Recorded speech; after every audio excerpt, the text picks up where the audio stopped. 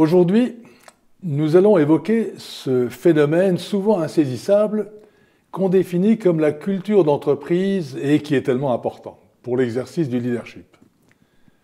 Au sens sociologique, ce qu'on appelle une culture est un ensemble de croyances, de valeurs, d'attitudes et de comportements que partagent les membres d'une communauté humaine. C'est le patrimoine collectif. L'entreprise étant par nature une communauté de femmes et d'hommes organisés autour d'objectifs communs, sa culture constitue donc un élément dominant de son fonctionnement. Il appartient alors aux dirigeants, vous, de veiller à ce que cette culture permette à vos équipes de s'épanouir, mais dans le cadre de la vision qui est la vôtre. Les résultats et la croissance étant toujours le sous-produit de clients heureux et de salariés enthousiastes, à vous de faire en sorte que la culture de votre entreprise reflète véritablement votre projet.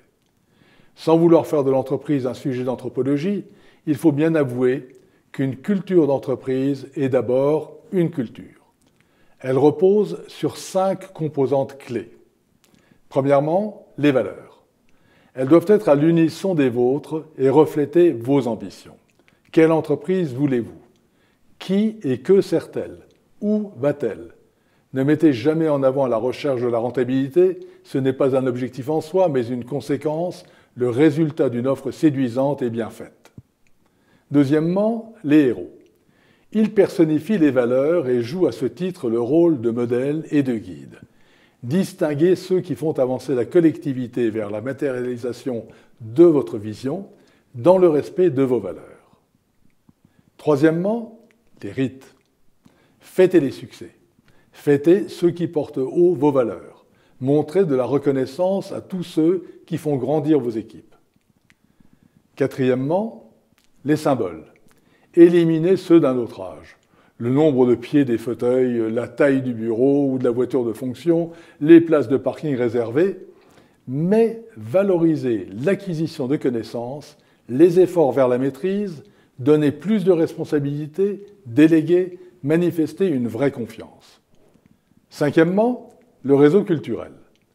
Autrefois, il passait uniquement par les occasions rares de se rencontrer lors d'événements festifs comme la fête de fin d'année ou la présentation des vœux. Aujourd'hui, c'est tout le temps, quotidiennement, autour de la machine à café, mais surtout par l'utilisation de l'intranet de l'entreprise et des réseaux sociaux. La communication interne est ainsi multipliée de façon exponentielle, sans censure et sans contrôle. Vous ne pouvez donc pas vous en désintéresser. Au contraire, facilitez-la.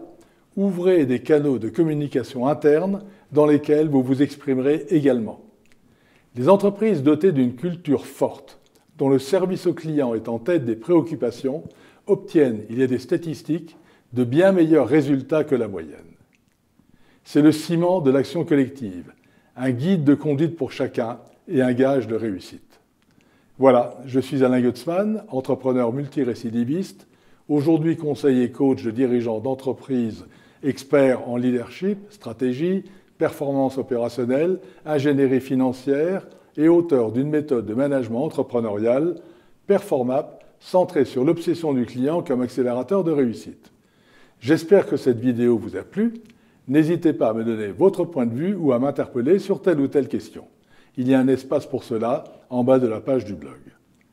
Praticien passionné de management depuis plus de 40 ans, je réalise ces vidéos pour contribuer à son progrès et pour aider nos entrepreneurs à réussir plus vite. Alors abonnez-vous à mon blog, abonnez-vous à ma chaîne YouTube, cliquez sur Facebook, LinkedIn ou Twitter. Merci et à très bientôt.